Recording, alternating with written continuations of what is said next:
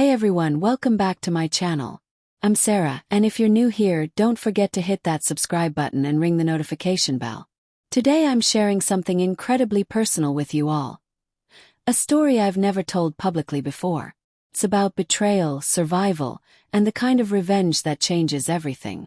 This is the story of how my own parents threw me out like garbage on my 18th birthday, and how exactly 10 years later, I bought their house and evicted them. You know, they say blood is thicker than water, but sometimes family can cut deeper than any stranger ever could. Growing up, I always felt like the odd one out in my family. My parents, Linda and Robert, had my older brother Jake when they were young and struggling. But by the time I came along 5 years later, they had money, a nice house, and apparently very different expectations for their children. Jake was the golden child. Star athlete, popular, everything came easy to him. Me. I was the bookworm, the quiet one, the one who spent hours studying while Jake was out partying. My parents always made it clear who their favorite was. When Jake got a C, it was boys will be boys. When I got an A-, it was, you need to try harder, Sarah.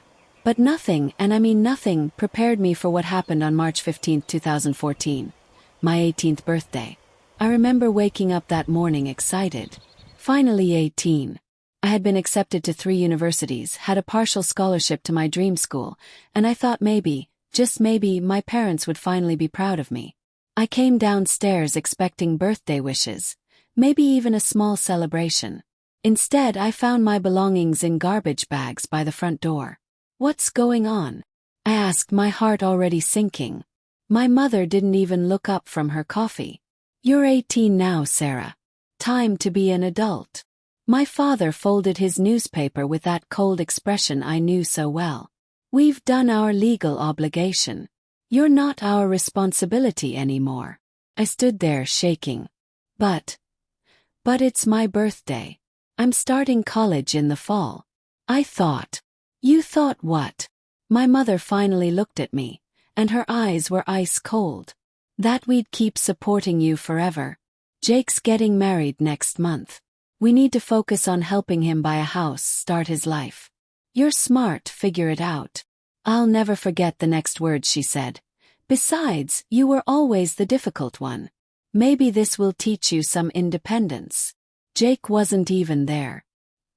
He was probably sleeping off another hangover, completely unaware that his college fund was being doubled while I was being thrown out with nothing but the clothes on my back and $47 in my wallet. Begged. I actually got on my knees and begged them to reconsider. I promised to get a job, to pay rent, to stay out of their way. But they had made up their minds. My father threatened to call the police if I didn't leave immediately. So there I was, 18 years old, standing on the sidewalk outside the house I'd grown up in, watching my parents close the door on me like I was a stranger asking for directions. The first night, I slept in a 24-hour diner, nursing a cup of coffee and trying to figure out what to do. The manager, an older woman named Rosa, found me crying in the bathroom around 3 a.m. Honey, what's wrong? She asked. When I told her my story, she did something my own parents hadn't done in years. She showed me kindness. Rosa let me stay in the storage room behind the diner for a week while I figured things out. She even gave me a job washing dishes. But I was determined. I wasn't going to let them win. I deferred my college acceptance for a year, worked 3 jobs and saved every penny. I slept in that storage room, then a tiny studio apartment that barely fit a bed, then slowly worked my way up. I went to night school, got my degree in business and finance. I was driven by something my parents never expected. Pure, focused rage. Every rejection letter, every 16-hour workday, every night I fell asleep exhausted. I thought about them sitting comfortable in their house, probably never even wondering if I was alive. Jake, meanwhile, was living his best life. His wedding was apparently beautiful. I saw the pictures on social media.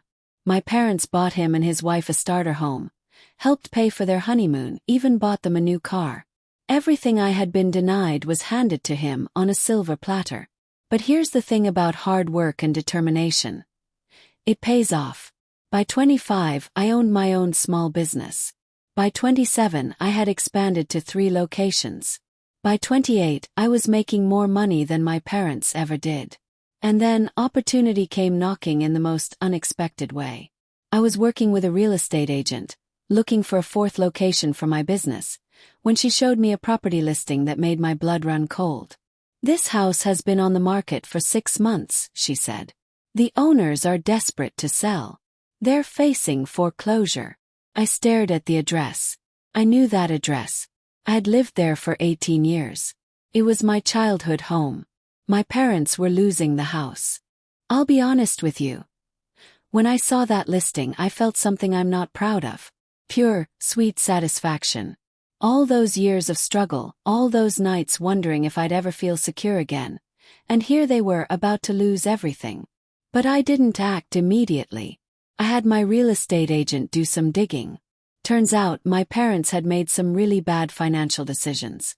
They'd taken out a second mortgage to pay for Jake's wedding and house down payment. Then the economy took a hit, my father lost his job, and they couldn't keep up with the payments. Jake, he was nowhere to be found. His marriage had fallen apart after 2 years. Apparently he'd been cheating, and he'd moved across the country to find himself. The golden child had abandoned them just like they'd abandoned me. I spent weeks thinking about what to do. Part of me wanted to just walk away, let them lose the house to the bank. But there was a bigger part of me that wanted them to know exactly who was taking it from them. So I made an offer. Through my lawyer, anonymously, for exactly what they owed. Nothing more, nothing less. They accepted immediately. The closing was scheduled for March 15, 2024. Exactly 10 years after they threw me out. I don't believe in coincidences. I showed up to the closing in my best business suit, driving my Mercedes, accompanied by my lawyer. When I walked into that conference room and saw my parents sitting there looking older and defeated, I felt nothing, just cold satisfaction. My mother saw me first. Her face went white. "Sarah," she whispered. My father looked up, confused. "What are you doing here?" "I'm your buyer," I said simply, taking a seat across from them. "I'm buying your house." You could have heard a pin drop. My mother started crying. Not the manipulative tears she used to get her way, but real, broken sobs. My father just stared at me like he was seeing a ghost. "You can't do this," he said finally. "Actually I can," I replied. "It's a legal sale. Everything's in order." The closing proceeded in complete silence except for my mother's crying. When it was over, when the keys were handed to me, I stood up and looked at them both. "You have 30 days to vacate the premises," I said. "My lawyer will be in touch about the details."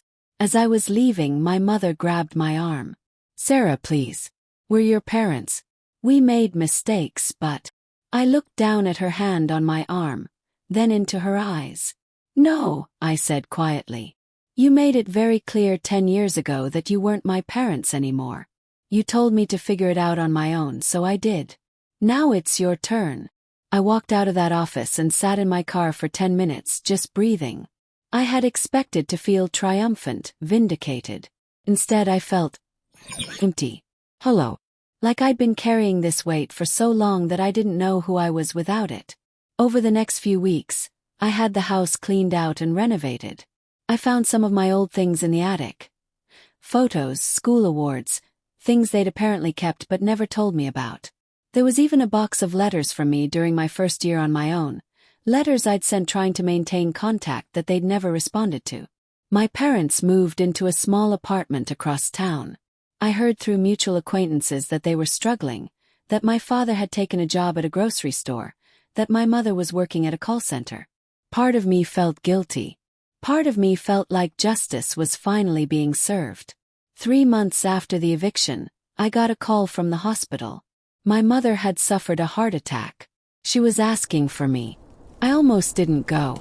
I sat in the hospital parking lot for an hour, arguing with myself. But eventually I walked in. She looked so small in that hospital bed. Nothing like the woman who had coldly dismissed me on my 18th birthday. When she saw me, she started crying again. "I'm sorry," she whispered. "I'm so sorry, Sarah. We were wrong. We were so wrong." My father was there too, looking broken. "We were proud of you," he said. "We always were. We just..." We didn't know how to show it. You were so independent, so smart. We thought you didn't need us like Jake did. I was your daughter, I said. I was 18 years old and you threw me away like garbage. You made me feel like I was worth nothing. We know, my mother said. We know, and we've regretted it every day since. When we saw what you'd accomplished, how successful you'd become, we knew we'd lost the best thing we ever had. I stayed for an hour. We talked, really talked, for the first time in years. They told me about their regrets, about how they'd realized too late that they'd destroyed their relationship with me to enable Jake, who had turned out to be selfish and unreliable. They told me they'd been too proud to reach out, too ashamed to admit they'd been wrong. When I left that hospital, I made a decision. I called my lawyer and had him draw up a lease agreement. I offered to rent them the house, my childhood home, for an amount they could afford on their fixed income. Not because I forgave them, not because I wanted to be one big happy family again, but because I realized that holding on to that anger was hurting me more than them. They moved back in 2 weeks later. We're not close. We may never be close again. But we're civil. We see each other occasionally. They're trying to be better and I'm trying to heal. Jake eventually reached out through social media, wanting to reconnect now that he'd heard about my success. I blocked him. Some bridges are burned beyond repair. People ask me if I regret buying the house, if I think I went too far. Honestly, I don't know. I spent 10 years feeling powerless, feeling like I wasn't worth love or support. Taking control of that situation, showing them that I had survived and thrived despite their abandonment. Maybe I needed that for my own healing. But I also learned something important. Revenge might feel good in the moment, but it doesn't actually fix anything. It doesn't heal the wounds or bring back the lost years. It just gives you a different kind of pain to carry. Today, I live in a beautiful house I bought with my own money, built with my own hands. I have a business I'm proud of, friends who chose to be in my life, and a future that belongs entirely to me. And sometimes when I drive past my old house where my parents now live as my tenants, I think about that 18-year-old girl with her garbage bags and her $47. She would be proud of who I became. Not because I got revenge, but because I survived. Because I built something beautiful from the ashes of their rejection. And that's worth more than any house, any amount of money, or any moment of satisfaction. That's my story. Sometimes the best revenge is simply refusing to let them break you. If this story resonated with you, please give it a thumbs up and let me know in the comments what you think. Have you ever dealt with family betrayal? How did you handle it? I read every single comment, and your support means the world to me. Don't forget to subscribe if you haven't already. I share more personal stories and life lessons here every week.